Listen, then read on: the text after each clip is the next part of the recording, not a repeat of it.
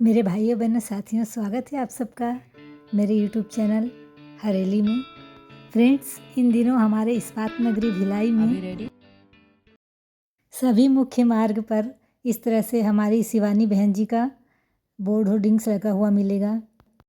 हम भी इस दिन का बेसब्री से इंतज़ार कर रहे थे और आज आखिर वो शुभ घड़ी आ गई। आज हम इस इवेंट पर शामिल हैं। फ्रेंड्स, मैं डेली व्लॉग तो नहीं अपलोड करती, परंतु जब कभी मैं किसी बड़े इवेंट में जाती हूँ तो उसका व्लॉग लेकर ज़रूर आती हूँ अपने चैनल के लिए। मेरे साथ आज आप भी देखने वाले हैं ब्रह्मा कुमारी संस्थान द्वारा आयोजित एक आध्यात्मिक शिविर, जिसमें आज भारी बारिश के बावजूद मेरे शहर के सभी अध्यात्म प्रेमी भाई बहन यहाँ पहुँचे हुए हैं। फ्रेंड्स, अब मैं अंदर आ चुकी। अब हम शांति से सुनते हैं हमारी बीके शिवानी बहन जी को। शांति से बैठने को मतलब सामने वाले से शांति मांग रहे हैं, जबकि शांति मेरा संस्कार है। तो संस्कारी आत्मा अर्थात जो अपने संस्कारों को यूज करते हैं। संस्कार तो है, लेकिन अगर संस्कार को समय आने पर यूज नहीं किया तो फिर उसको अपना संस्कार नहीं कहा जा सकता है। अब एक सेकंड के लिए चेक करते हैं। लोगों ने कहा संडे मंडे दोनों दिन ही चिंता परेशानी है, और अब हम कह रहे हैं कि संडे मंडे से भी मुश्किल है। क्वेश्चन मार्क आ गया हमारे संस्कारों पर। ये और जब कोविड हुआ था और शुरू में लॉकडाउन हुआ था तो हमारे बहुत वर्षों की तमन्ना तथास्तु होकर पूरी हुई थी कि बस हम घर बैठेंगे अपने परिवार के साथ। किसने ये सोचा था वो एक दिन ऐसा आएगा, मुझे कहीं नहीं जाना पड़ेगा, मुझे ट्रैवल नहीं करना पड़ेगा, मैंने घर बैठना है अपने परिवार के साथ। जब सृष्टि पर करोड़ों लोग एक संकल्प करते हैं ना तो सिद्ध हो जाता है वो। फिर हम कहते हैं कोविड क्यों आया? कोविड आया इसलिए क्योंकि रोज बोलते थे कब वो दिन आएगा, कब वो दिन आएगा, कब वो दिन आएगा। सिद्ध हो गया। जब लॉकडाउन हुआ तो शुरू में सब बहुत हम पूरी फैमिली के साथ बैठे हैं, बच्चे भी स्कूल नहीं जा रहे हैं, सब कुछ बहुत अच्छा है। लेकिन एक महीने के अंदर सब ने कहा स्कूल कब खुलेंगे, ऑफिस कब खुलेगा, मुझे वापस जाना है, कैसे हम इस घर के पैसे बंद होके बैठ सकते हैं। और वो लॉकडाउन का समय वो था जो कुछ परिवारों ने अपने बिगड़े हुए रिश्ते बहुत सुंदर बना लिए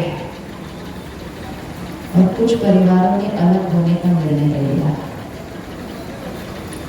क्योंकि लॉकडाउन में हमें एक दूसरे के संस्कार दिखाई देने लगे। एक दूसरे को देखते थे और कहते थे अच्छा आप में ये वाली आदत भी है, क्योंकि रोज तो उतना मिलना नहीं होता ना। तो संस्कार हमारी सबसे इम्पोर्टेंट चीज है, क्योंकि संस्कार से हमारे मन की स्थिति बनती है, संस्कार से हमारे शरीर का स्वास्थ्य बनता है, संस्कार से हमारे रिश्ते बनते हैं, संस्कार से ही हम काम करते हैं। सब कुछ तो संस्कार से ही होता है। और इसीलिए एक स्पिरिचुअल लॉ है, संस्कार से संसार बनता है।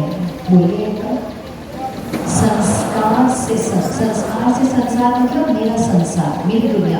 फिर सृष्टि भी उसी से बनती है, लेकिन मेरा संसार मेरे संस्कारों से बनता है। फिर एक संस्कार से दूसरा संस्कार बनता है। तो पहले फोटो खींचने का संस्कार बना, फिर फोटो को पोस्ट करने, फोटो को लाइक करे उसका संस्कार बना, और फिर अगर नहीं लाइक करते तो दुखी होने का संस्कार बन गया। ये सारे ही संस्कार हैं, लेकिन हम इनके साथ चलते रहते हैं और हमें लगता है ये नॉर्मल है और हम अपनी जीवन उसके साथ जीते रहते हैं। टाइम टू टाइम चेक करना चाहिए क्या मेरे अंदर कोई एक भी ऐसा संस्कार है जो मुझ आत्मा को सुख से दूर करता है। चलो 30 सेकेंड आंख बंद करो, अपनी चेकिंग करो। मेरा कोई ऐसा संस्कार है जो मेरी खुशी घटाता है, जो मेरा सुख कम करता है? क्या मेरा कोई ऐसा संस्कार है? अपना चेक करना, दूसरों का नहीं। आदत नहीं, संस्कार। आदत मतलब कितने बजे सोते हैं, कितने बजे उठते हैं, क्या खाते हैं, क्या करते हैं, वो आदत होती है और संस्कार है। जिसको उनका संस्कार मिल गया, जो मेरे जीवन को थोड़ा सा मुश्किल बनाता है, हाथ उठाओ। बताना नहीं है हमने यहाँ किसी को भी। हम 30 सेकेंड और रुकेंगे। कौन सा संस्कार मेरी शक्ति घटा रहा है? कौन सा संस्कार मुझे परेशान करता है? इस एक संस्कार को मैं आज अगर चेंज कर दूं तो मेरा जीवन सदा लाइट हैप्पी रहेगा। कौन सा मेरा संस्कार परिवार को तंग करता है? कौन सा मेरा संस्कार मेरे काम के स्थान पर मुझे तंग करता है? तो जिसको मिल गया हाथ उठाओ। ओके, अब 30 सेकेंड्स एक और होमवर्क। अपने परिवार वालों का संस्कार देखें जो उनको चेंज करने की जरूरत है, उनका चेकिंग करें। हर घर में 3, 4, 5 लोग होंगे, फटाफट से चेक कर दो हर एक को कौन सा एक संस्कार चेंज करने की जरूरत है। मिल गया हो तो हाथ उठाइए कि मेरे परिवार को कौन सा संस्कार चेंज करने की जरूरत है, मतलब हर मेंबर को। कौन सा ज्यादा इजी था, अपना संस्कार ढूंढना या उनका संस्कार ढूंढना? अपना संस्कार ढूंढना ज्यादा इजी था या उनका संस्कार ढूंढना ज्यादा इजी था? उनका संस्कार ढूंढना इसलिए ज्यादा इजी होता है क्योंकि सारा दिन ध्यान ही उनके संस्कारों की तरफ होता है, अपने संस्कारों की तरफ कम होता है ध्यान। ये भी एक संस्कार है। आपको ऐसा नहीं करना चाहिए, आपको ऐसा नहीं करना चाहिए, आपको ऐसे नहीं बोलना चाहिए था, आपको ऐसे नहीं बोलना चाहिए था, इतना क्यों सोचते हो? लाइट रहो। सारा दिन तो हम ध्यान देते हैं सबको, क्योंकि हमें सबके संस्कार दिखाई देते हैं। हमें उनके संस्कार दिखाई देते हैं, उनको हमारे संस्कार दिखाई देते हैं, हमें सिर्फ खुद के संस्कार नहीं दिखाई देते। और स्पिरिचुअलिटी वही चीज है। स्पिरिचुअलिटी अर्थात अपनी तरफ ध्यान देना शुरू करना, क्योंकि अगर मेरे संस्कारों में परिवर्तन किया तो मेरा संसार बदल जाएगा। परमात्मा शक्ति से हमने आज दिन तक बहुत कुछ मांगा है। क्या क्या मांगते हैं हम भगवान से? हम क्या क्या मांगते हैं? स्कूल में किस दिन एग्जाम होता था तो उसके सामने जाके खड़े हो जाते थे। मैं तो बहुत खड़ी हुई थी, बस मेरा आज ये वाला एग्जाम ठीक हो जाए, बस आज मेरे ये वाले इतने नंबर आ जाए। ऐसी छोटी चीजें, आज मेरा ये ठीक हो जाए, आज मेरा वो ठीक हो जाए, आज किसी की तबीयत ठीक हो जाए, आज कोई प्रॉब्लम ठीक हो जाए, आज कोई सिचुएशन ठीक हो जाए। हम भगवान से अपनी लाइफ की सिचुएशंस ठीक करने के लिए मांगते थे। ट्रांसफर आ गई है, मेरी ट्रांसफर कर दो, मेरी जगह उसकी कर दो, मेरी प्रमोशन कर दो, ऐसी चीजें हमने उससे मांगी। कभी कभी हमारी बातें पूरी हुई, कभी कभी हमारी बातें नहीं पूरी हुई। कभी कभी किसी के जीवन में इतनी बड़ी बात आई और उस आत्मा ने भगवान से बहुत मांगा कि मेरे इनको ठीक कर दो, मेरे इनको बचा दो, मेरे इनको संभाल दो। और जब ऐसा नहीं हुआ तो हम किससे नाराज हो गए?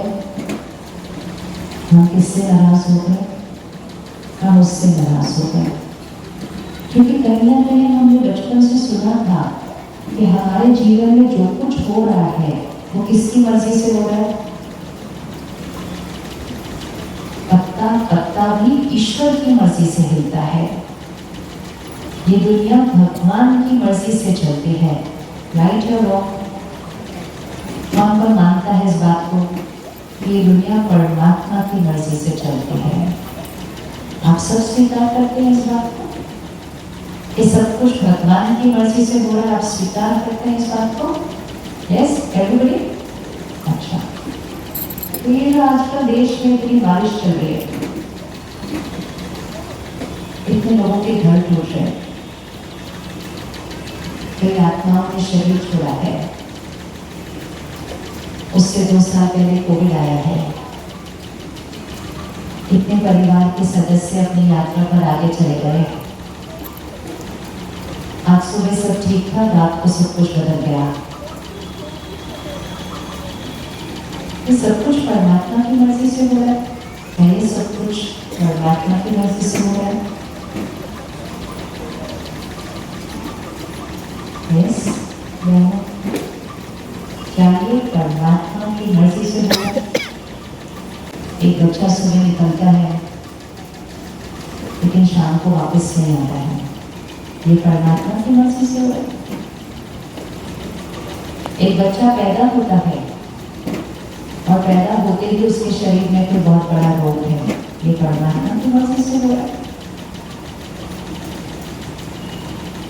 इस सृष्टि पर ये सारी जो उथल पुथल हो रही है, ये परमात्मा की मर्जी से हो रही है। अगर आपकी मर्जी से आपके बच्चे का भाग्य लिखा जाए तो आप अपने बच्चे का भाग्य कैसा लिखेंगे? अपने बच्चे का भाग्य लिखिए। कैसा भाग्य लिखेंगे? एक वर्ड में बताइए, अपने बच्चे का भाग्य कैसा लिखेंगे? बहुत अच्छा। बेस्ट।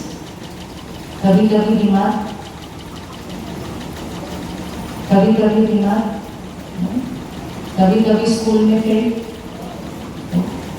कभी कभी उसके रिश्ते टूट जाए। और अगर आपके 2 बच्चे हैं तो आप दोनों का परफेक्ट लिखेंगे या एक का कम एक का ज्यादा लिखेंगे? तो एक पेरेंट, एक माता पिता अपने बच्चे के भाग्य में कभी थोड़ा सा भी दुख नहीं लिख सकते हैं। बाकी जो सृष्टि पे हो रहा है उसके बारे में तो क्या बोलेंगे। तो अगर हम अपने बच्चे के भाग्य में 100 बुखार लिखने के लिए रेडी नहीं है, हम अपने बच्चे के भाग्य में साल में एक बार फेल होना लिखने के लिए रेडी नहीं है, तो वो हमारे भाग्य में ये सब लिख रहा है जो सृष्टि पर हो रहा है आजकल। हम अपने दोनों बच्चों के बीच में भाग्य में कोई अंतर नहीं करेंगे, दोनों का एक बराबर लिखेंगे। क्या सृष्टि पर आज हर आत्मा का भाग्य इक्वल चल रहा है? तो अगर हम एज ए पेरेंट परफेक्ट लिखते हैं और हर बच्चे का इक्वल लिखते हैं, तो आपको नहीं लगता वो भी अगर हमारा भाग्य लिखे तो वो भी परफेक्ट लिखेगा और सब बच्चों का इक्वल लिखेगा? होना चाहिए या नहीं होना चाहिए ऐसा? एक और बात बचपन से सुनी थी कि जैसा कर्म करेंगे वैसा फल मिलता है। हमारे कर्मों से हमारा भाग्य लिखा जाता है। ये सुनो,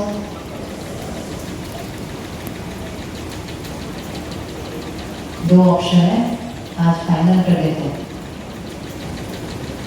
एक ऑप्शन है भगवान भाग्य लिखता है और दूसरा ऑप्शन है मेरे कर्म मेरा भाग्य लिखते हैं। दोनों में से कौन सा?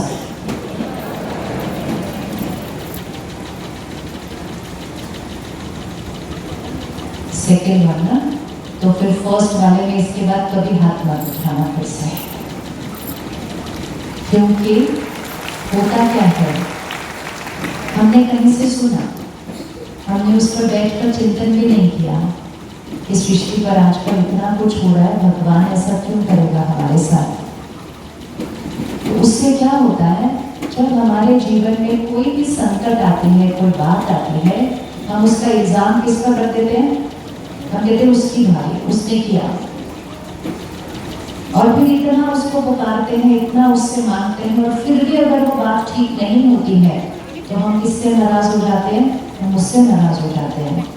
जिस परिस्थिति में हमें उसकी शक्ति की सबसे जरूरत होती है, हम उससे किनारा कर देते, कहते ऐसा भगवान मुझे चाहिए ही नहीं अपनी लाइफ के अंदर, क्योंकि मेरे पास एक गलत बिलीफ सिस्टम था कि उसने ये भाग्य लिखा है, उसको मैंने इतना बोला ठीक करने के लिए, फिर भी उसने मेरी बात ठीक नहीं की।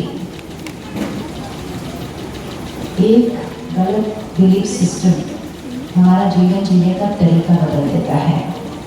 तो आज से पक्का करते हैं, मेरा भाग्य किसने लिखा? मेरा भाग्य किसने लिखा? मेरा भाग्य किसने लिखा? और अगर मुझे अपने भाग्य में कुछ बदलना है तो मुझे किसके पास जाना है? अगर मुझे अपने भाग्य में कुछ बदलना है तो मुझे बच्चे किसके पास जाना है? खुद के पास आना है। तो परमात्मा का क्या रोल है फिर? अगर मेरा भाग्य ही नहीं लिखती हो तो फिर परमात्मा का क्या रोल है? आपका, आपके बच्चों के भाग्य में क्या रोल है? आप अपने बच्चों को शिक्षा देते हैं, आप अपने बच्चों को प्यार देते हैं, पालना देते हैं। बच्चों का कर्म कौन करता है उसके बाद? आपके बच्चों का कर्म कौन करता है उसके बाद? वो बच्चे खुद करते हैं। और जब वो कर्म करते हैं उस कर्म का एक परिणाम आता है, और जब उस कर्म का परिणाम आता है, क्या आप उस कर्म के परिणाम को आने से रोक सकते हैं अपने बच्चे के जीवन में? नहीं रोक सकते हैं।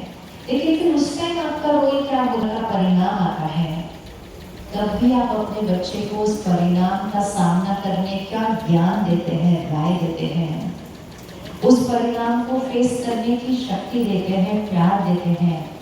लेकिन परिणाम का सामना किसको करना है? उस बच्चे को करना है। सेम रिलेशनशिप है हमारा और परमात्मा का। माता पिता, हम बच्चे तेरे। परमात्मा हमें हर कर्म करने का ज्ञान देते हैं, परमात्मा हमें उस कर्म पर चलने की शक्ति देते हैं, परमात्मा हमें प्यार देते हैं। लेकिन कर्म किसने करना होगा?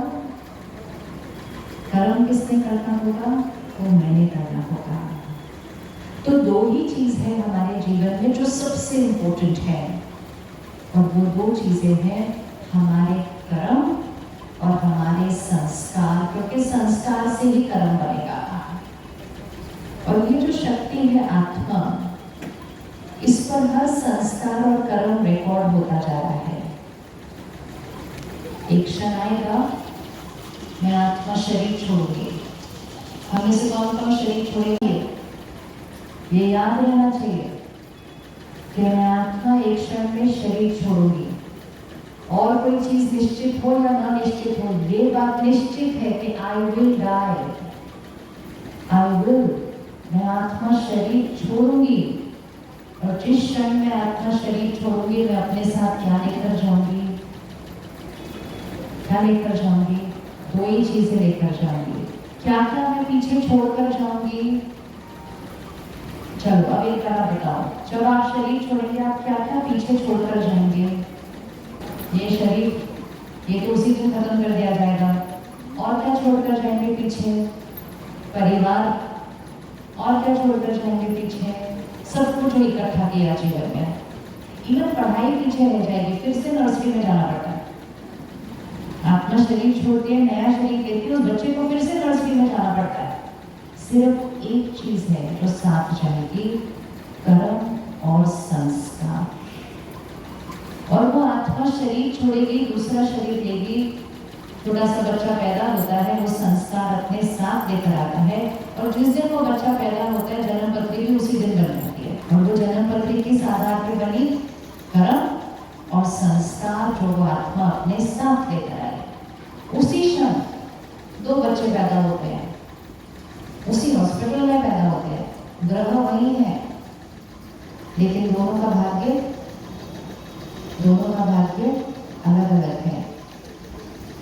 आप में से जिनके दो बच्चे हैं, क्या आपको फील होता है आपके दो बच्चों के संस्कार बहुत अलग अलग हैं? किसको लगता है मेरे बच्चों के संस्कार बहुत अलग अलग हैं? ये अंडरस्टैंडिंग है। कई बार तो जुड़वा बच्चे हैं, ट्विंस, दिखने में भी आइडेंटिकल हैं, लेकिन संस्कार और भाग्य बिल्कुल अलग अलग है। क्यों? क्योंकि उनके प्रेजेंट में सब कुछ आइडेंटिकल है। घर से, परिवार से, स्कूल से, दोस्त से, सब कुछ से, लेकिन उन दोनों का पास्ट अलग है। वो अलग अलग कर्म और संस्कार लेकर आए हैं। तो ये दो चीजें हैं जो अविनाशी है, इटर्नल है, हमेशा मेरे साथ रहेगी। एक और चीज हम पीछे छोड़ कर आते हैं, बताओ कौन सी?